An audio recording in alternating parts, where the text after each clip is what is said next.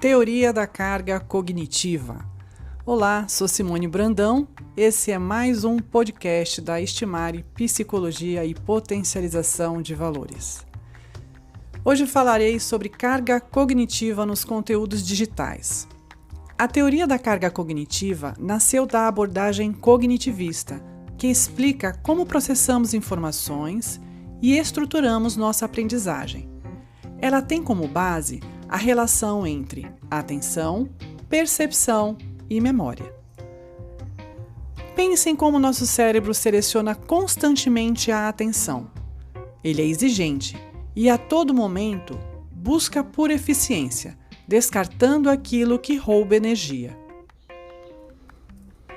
Auxiliada pela atenção, usamos nossa percepção em seus múltiplos aspectos sensoriais. Embora nosso sistema de percepção seja automático, usamos a atenção para focar e selecionar aspectos do ambiente a ser processado.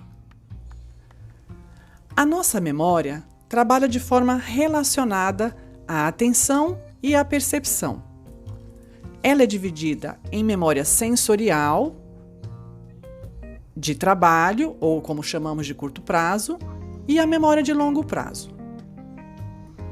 Na memória sensorial, são registrados estímulos que captamos pelos órgãos do sentido. Na memória de trabalho, ocorre a integração, organização e recuperação das informações decorrentes de nossa atenção e percepção. O tempo médio desse tipo de memória é de mais ou menos 20 segundos. Por isso que orientamos que um assunto ou conteúdo seja dividido em blocos e trabalhado como desafios integrados às habilidades já conhecidas pelos alunos para que novas sejam desenvolvidas. Já na memória de longo prazo, há a codificação e decodificação da informação registrada na memória de curto prazo e ela é ilimitada. A memória de longo prazo é dividida em memória semântica e memória episódica. A semântica está relacionada a fatos e conhecimentos gerais sobre o mundo. Já a episódica armazena vivências pessoais e é subjetiva. Vamos dar um exemplo dessas duas memórias aqui. Quando nos pedem para dizer onde fica o Museu do Ipiranga, podemos recordar que ele fica em São Paulo, no bairro do Ipiranga e que está em reforma, por exemplo. Neste momento, estamos sendo auxiliados por nossa memória semântica. Mas, se nos perguntarem como é o Museu do Ipiranga e sua paisagem, a nossa memória episódica entra em ação, nos auxiliando a descrever nossa experiência com esse museu. Diante do que acabei de falar sobre a atenção, percepção e memória, acompanhe comigo sobre como a teoria da carga cognitiva é interessante para dimensionarmos o conteúdo e as estratégias de aprendizagem para nossos alunos. John Sweller, psicólogo australiano e especialista no campo da cognição e da instrução, disse que a aprendizagem é mais efetiva quando o processamento da informação está alinhado ao processamento cognitivo. Isso significa dizer que o volume de conteúdo deve ser compatível à capacidade de compreensão do sujeito.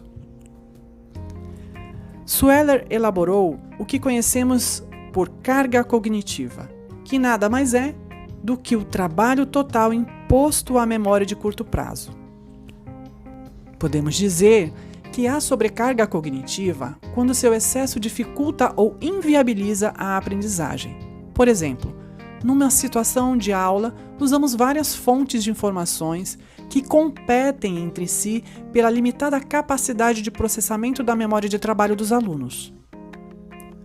Contudo, para o pesquisador, nem todos os tipos de carga cognitiva são prejudiciais à aprendizagem e podemos administrá-la com estratégias pedagógicas mais adequadas.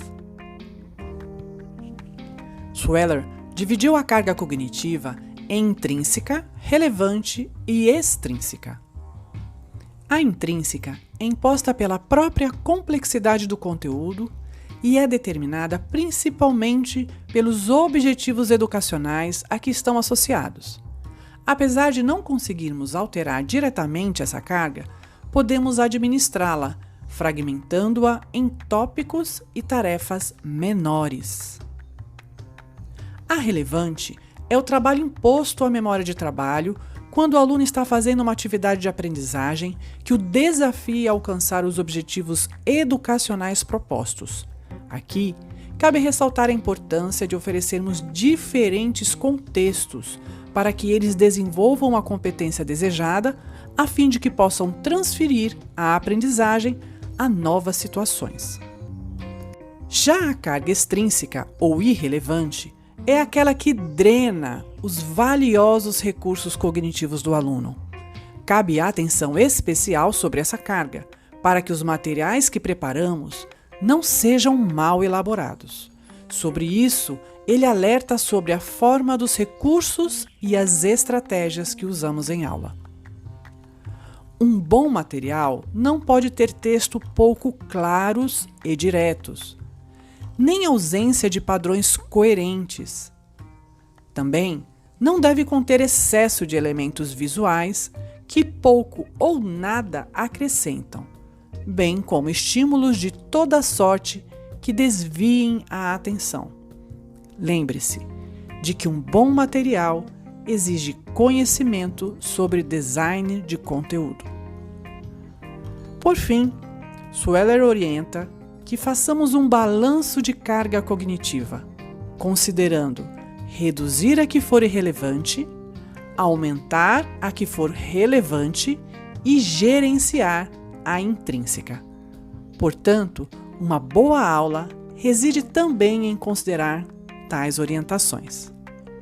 É isso, gente. Planejar uma boa aula reside nessas considerações: o planejamento de uso de conteúdos digitais e estratégias de aprendizagem precisam levar em conta a carga cognitiva a que falamos aqui.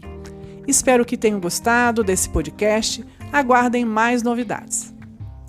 Um abraço.